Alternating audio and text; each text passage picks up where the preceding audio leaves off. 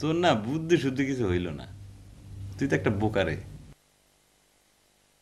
নিজের সম্মান যদি তুমি নিজে রক্ষা করতে না পারো, কেউ তোমাকে সম্মান দেবে না। তোমাকে মনে রাখতে হবে যে এখন তুমি বৈদেশ ফেরত, মানে তুমি বিদেশি, ফরেনার। লাল কালকা যে মুখোশ খান পরছিল, এটা কি আপনার? জি মামি, আন্তর্জাতিক মানের একজন যাত্রা শিল্পী আমি, একটা মুখোশ তো থাকা আমার অত্যন্ত প্রয়োজন। একখান মুখোশ কিনছিলেন? অবশ্যই, আমার মুখ যেহেতু একটা, অতএব মুখোশও একটাই। বাহ, ভালো কথা কইছেন স্যার, আমার ভালো লাগছে। কিন্তু একখান মুখে তো অনেকগুলো মুখোশ পরা আছিল না? জি, কি তা কইলেন? কইছিলাম কি, আমার লাগে মুখোশ আনা দিতে পারবেন? দেবো না কেন, অবশ্যই অবশ্যই কিনে দেবো, অবশ্যই পারবো। কিন্তু কি জন্য মামি? আমার দরকার আছিল। ঠিক আছে মামি, একটা মুখোশই তো, অন্য কিছু নয়, সাম্রাজ্য নয়, দেশ নয়, জাতি নয়, শুধুমাত্র একটা মুখোশ আমি এনে দেবো আপনাকে। কিন্তু এই মামা মামা যেন জানতে না পারে, তাহলে কিন্তু এই হোটেল থেকে আমাকে লাথি মেরে বের করে দেবে। মামা কেরে কেউ জানতে পারতো না, আইনে দেন। আচ্ছা, আসি, বিদায় ঘন্টা বেজে গেছে, চলে যাচ্ছি মুখোশ আনতে। সম্মানিত ভাই সাহেব, এই মুহূর্তে আমি একটা আনন্দ সংবাদ ঘোষণা করব। আমাদের সম্মানিত মামা এবং মামি যান আল্লাহর অশেষ রহমতে তারা বাবা মা হইতে যাইতাছে। তুই খালি ভাই অনের খবর দিলি, ভাই সনের খবর দিলি না? কি তখন হীরা ভাই, হ্যাঁ, আমার হাততালে। আমি কি করছি কতলাল ভাই?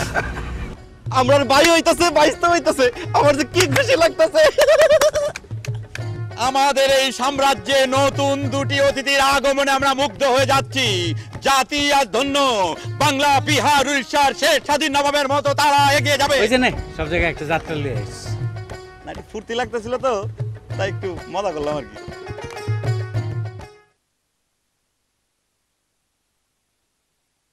বিদায় ব্যাংকক।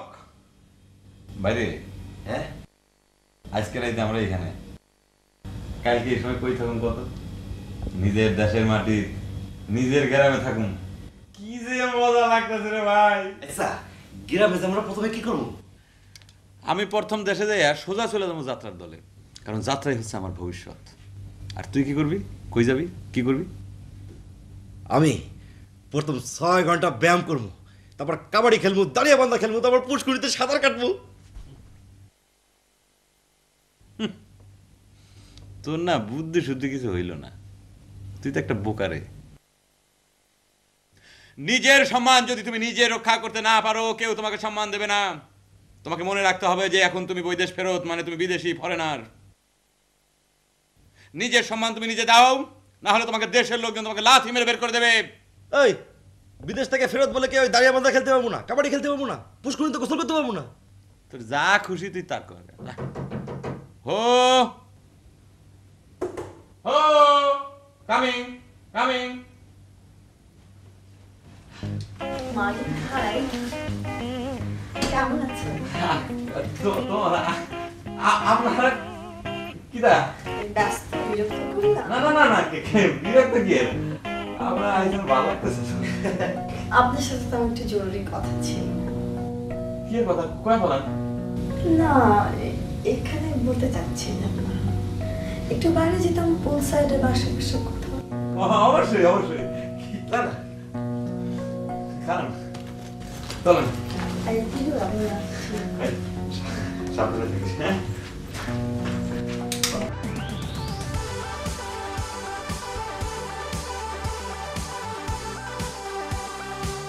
কোনো কথা কন না কে রে? কিতা কইবেন বলে ডাইকে আনলেন, কোনো কথা কন না তো। সেদিন যে আমি আপনাকে বললাম যে আমরা শুধুই বন্ধু, খুব ভালো বন্ধু, কথাটা আপনি বিশ্বাস করেননি, তাই না? বিশ্বাস করবো না কে রে? না, আপনি বিশ্বাস করেননি। আপনি বিশ্বাস করেননি বলেই আপনাকে আমি এখানে ডেকে এনেছি। আচ্ছা, কি জন্য ডাইকে আনছেন কন? আসলে বিশ্বাস করেন আমি কিন্তু শুধুই আপনার একজন ভালো বন্ধু হতে চেয়েছি, শুধুই ভালো বন্ধু। ও, এই কথা কওয়ার জন্য ডেকে আনছেন? হ্যাঁ, তবে বন্ধু ছাড়াও আমি স্পেশাল কিছু ভাবার সুযোগ থাকলে সেটাও আছে। কিরকম? সেটা এখন বলবো না, বলবো কোনো দিন। আমরা তো সকলে কাল চলে যাইতেছি। আমরা যদি আপনাদের গ্রামের বাড়িতে যাই আমাদেরকে তাড়িয়ে দেবেন? এইটা কি দেখুন, আপনি আমার বাড়িতে যাবেন, আমরা তারাই দেবো আপনারে। আমি আমার বাবার সাথে কথা বলেছি, দেখি যাব হয়তো কোনো দিন। যাক, অনেক কাজ আছে, আপনাদেরও গোছ গাছ আছে, ছেড়ে নিন, আমি যাই। আপনি কি তা কইলেন আমি তো বুঝতে পারলাম না। সেটা দেশে গিয়ে ভালো করে ভেবে দেখবেন, হয়তো বুঝতে পারবেন। আসি।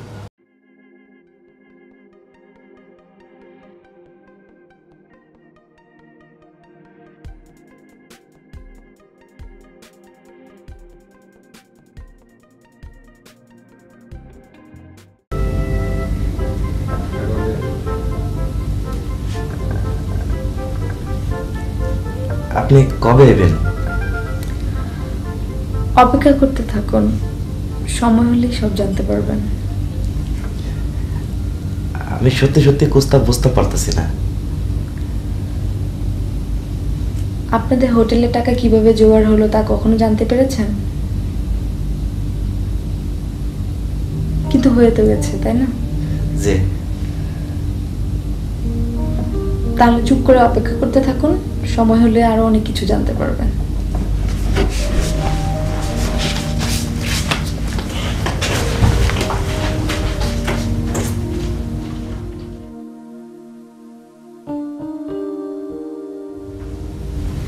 কিতা কইল?